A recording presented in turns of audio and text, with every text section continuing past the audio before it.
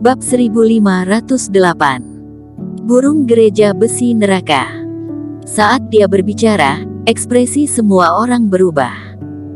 Perlakuan dia sebagai pewaris, apakah ini berarti calon kaisar Qin berikutnya telah ditetapkan adalah Erik Qin? Para penatua berpikir sendiri dan pergi satu demi satu. Apakah Erik Qin menjadi kaisar Qin atau tidak pada akhirnya? Namun, di garis pertama kekeluargaan terlahir Erik Qin yang terbangunkan tubuhnya. Di masa depan, langit keluarga Qin bisa berubah drastis. Transmisi suara Yul Xiao. Saat menaiki kapal terbang, tiba-tiba Erik Qin merasakan sebuah transmisi suara melayang ke Slip Giok dan langkah kakinya terhenti sedikit. Coba lihat sepintas.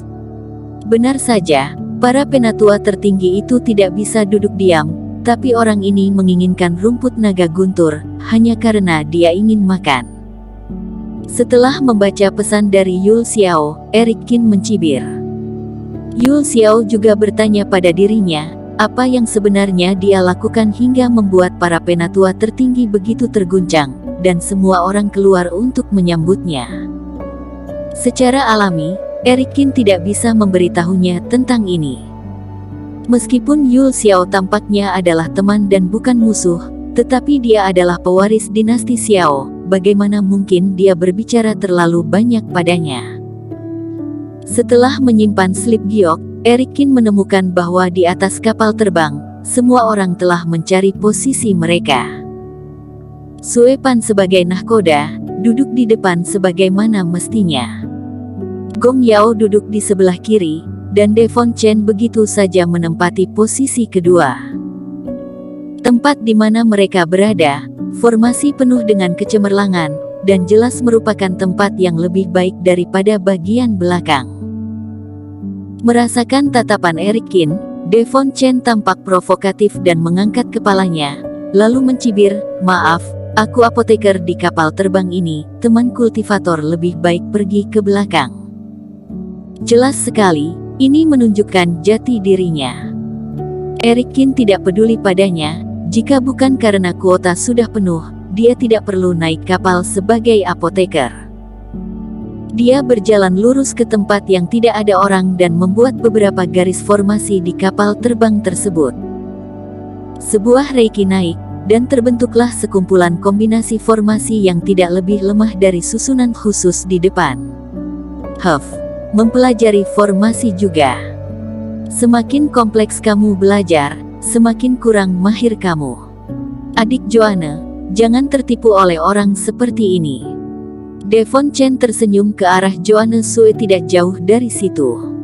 Hanya orang yang fokus dan setia seperti aku yang layak dipercaya.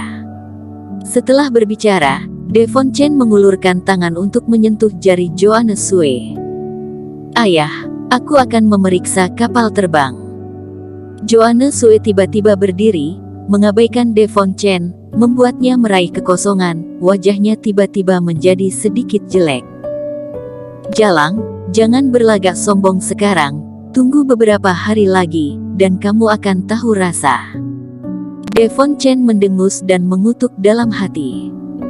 Jalan menuju wilayah utara relatif mudah bila melewati wilayah dinasti Qin dan dinasti Bai. Kedua dinasti ini relatif damai di bawah pemerintahan, dan aliran sesat dan klan sihir jarang terlihat. Setelah ditaklukkan, klan barbar biasanya tidak menyerang kultivator. Jadi dalam beberapa hari ke depan, prosesnya relatif sederhana, yaitu ramai-ramai naik kapal terbang melintasi pegunungan dan sungai, dari satu teleportasi ke teleportasi lainnya. Tapi ini juga bagian perjalanan yang paling mudah. Erik Qin yang beberapa hari pertama tidak banyak berkomunikasi dengan kultivator lain di kapal terbang, dia terus berlatih sendiri sejak mengaktifkan formasi. Jurus satu jari orang suci yang diajarkan oleh ayahnya harus menghayati sumber energi ruang yang terlalu sulit baginya, dan Erik Qin tidak menyia-nyiakan waktu untuk itu. Namun dalam 3 jurus pedang, standar untuk melakukan teknik pembantai Reiki adalah fase transendensi tingkat menengah, dengan tubuh Raja Qin dan energi abadi yang dimilikinya, pada dasarnya dia telah mencapai batas minimal untuk melakukan teknik tersebut. Namun, jurus pedang itu sendiri adalah milik fase transendensi, terlalu banyak hal yang perlu dipahami. Eric Qin juga telah berspekulasi dan meneliti, mungkin tidak bisa sempurna untuk sementara waktu. Selain itu, selain praktik rutin dan integrasi sumber energi, selama sisa waktunya, Eric Qin akan menelusuri hal-hal yang berkaitan dengan perjalanan ini dan jalur pegunungan. Meskipun paviliun buku keluarga Qin dikelola dengan ketat, buku-buku non-kultivasi dapat disalin sesuka hati. Eric Qin memiliki banyak ruang penyimpanan, dan dia membawa ribuan buku dalam perjalanan ini dan sering membacanya. 3 hari kemudian, Eric Qin yang sedang berlatih tiba-tiba merasakan suara kicauan burung tidak jauh.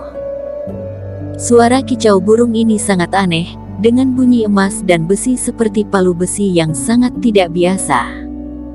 Burung gereja besi neraka. Hati Eric Qin tergerak. Sue Pan bertanya pada dirinya sendiri tentang memurnikan obat sebelumnya dan menyebutkan tentang monster iblis ini, tidak disangka akan bertemu dengannya secepat ini. Darah burung gereja besi neraka mungkin berguna saat melewati pegunungan hujan merah di depan, harus diambil sedikit. Eric Qin berpikir, membuyarkan formasi sekitarnya, dan berjalan ke depan kapal terbang. Benar saja, puluhan kilometer jauhnya, rombongan gereja burung besi neraka melaju kencang, jumlahnya lebih dari 100, semuanya kultivasi fase transendensi. Tuan Sue, bisakah kapal terbangnya diperlambat belasan tarikan nafas? Aku ingin mengambil darah burung gereja besi neraka, tanya Eric Qin. Tidak bisa, gereja burung besi neraka ini pendendam. Jika kamu menangkapnya dan kawanannya membalas dendam, bagaimana jika mempengaruhi kita semua?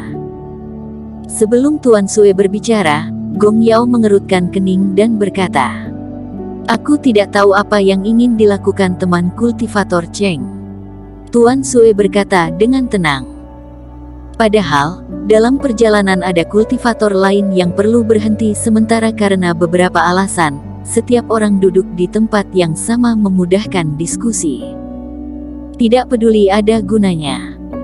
Gong Yao mengerutkan kening. Tuan Sue, meskipun orang ini turun dari kapal terbang untuk menangkap burung gereja besi neraka sendirian pun tidak boleh.